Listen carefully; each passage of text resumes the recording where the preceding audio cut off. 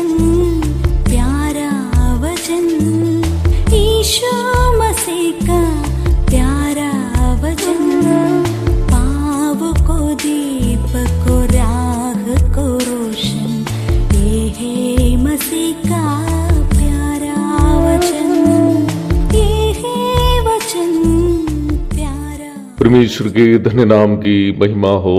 प्रभात मनन के सत्र 1886 में आप सभी का बहुत ही विनम्रता के साथ स्वागत करता हूं। आइए आज के मनन के लिए हम पढ़ते हैं इब्रानी अध्याय 6 पद 4 से लेकर के 6 तक के पदों को हम पढ़ते हैं। क्योंकि जिन्होंने एक बार ज्योति पाई है और जो स्वर्गीय वरदान का स्वाद चख चुके हैं और पवित्र आत्मा के भागी हो गए हैं, परमेश्वर के उत्तम वचन का और आने वाले युग की सामर्थ्य का स्वाद चख चुके हैं, यदि वे भटक जाए तो उन्हें मन फिराव के लिए फिर नया बनाना अनहोना है। क्योंकि वे परमेश्वर के पुत्र को अपने लिए फिर क्रूस पर चढ़ाते हैं और प्रगट में उस पर कलंक लगाते हैं।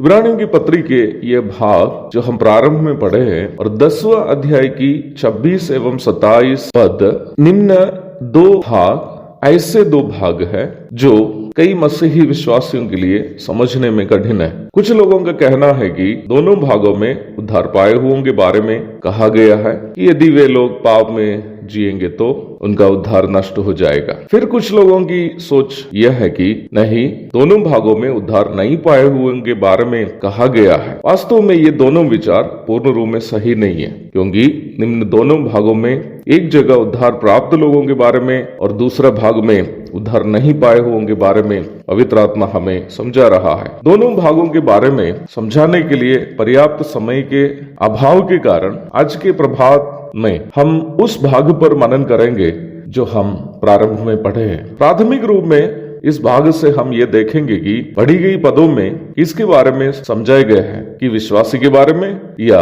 अविश्वासी के बारे में। आज के इस मनन आप तक पहुंचाते वक्त मुझे यह बात आपसे कहने में बिल्कुल भय नहीं है कि कुछ बड़े बाइबल पंडितों के, जिसका मैं भी सम्मान करता हूं, इस भाग पर जो समझ उनकी है मेरी समझ से भिन्न है। इसलिए मैं यह स्वतंत्रता मुझे सुनने वालों के लिए छोड़ देता हूं कि आपका आत्मिक जीवन के लिए जो उचित है या आपकी समझ के अनुसार किसकी व्याख्या या परिभाषा सबसे अधिक वचन से मेल खाता है, उसे आप अवश्य स्वीकार कर सकते हैं। यहाँ परामर्श किए गए लोगों के बारे में, अर्थात प्रारंभ में पढ़ी गई पदों में परामर्श किए गए लोगों के बारे में कुछ सूचनाएं हमें निम्न भाग से ही मिलती है। आइए एक नजर हम उन सूचनाओं पर डालते हैं। पहली बात, यहाँ बताए गए लोग ज्योति पाए हुए लोग अथवा उद्धार के बारे में वचन का प्रकाश प्राप्त किए हुए लोग हैं। दूसरी बात, स्वर्गीय वरदान अथवा उद्धार पाए हुए लोग हैं। तीसरी बात, पवित्र आत्मा को पाए हुए लोग हैं। चौथी बात,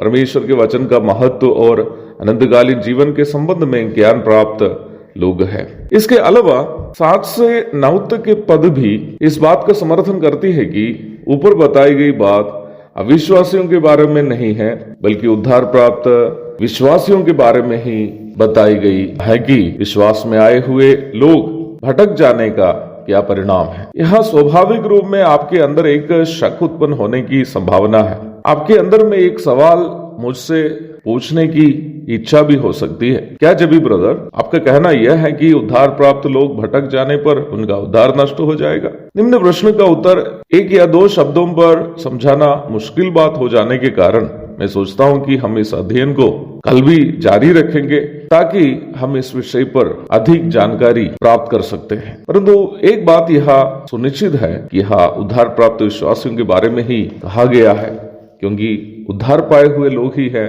जो वचन से ज्ञान प्राप्त करके उद्धार प्राप्त करते हैं, और पवित्र आत्मा की प्राप्ति उनको मिलती है जो लोग उद्धार पाए हैं, और अनंत जीवन का ज्ञान और सही समझ और वो अनुभव उनका है जो वास्तव में उद्धार पाए हुए। परंतु इस विषय पर अधिक अध्ययन की अनिवार्यता है। प्रार्थना के साथ प्रभु अगर नहीं आए तो हम इस अध्ययन को कल भी जारी रखेंगे।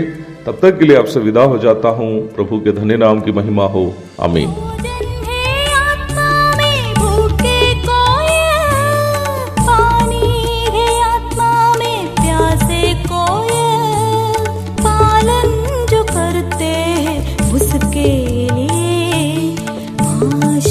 पाने का साधन है ये है प्यारा वचन, ईशो मसीह का प्यारा वचन।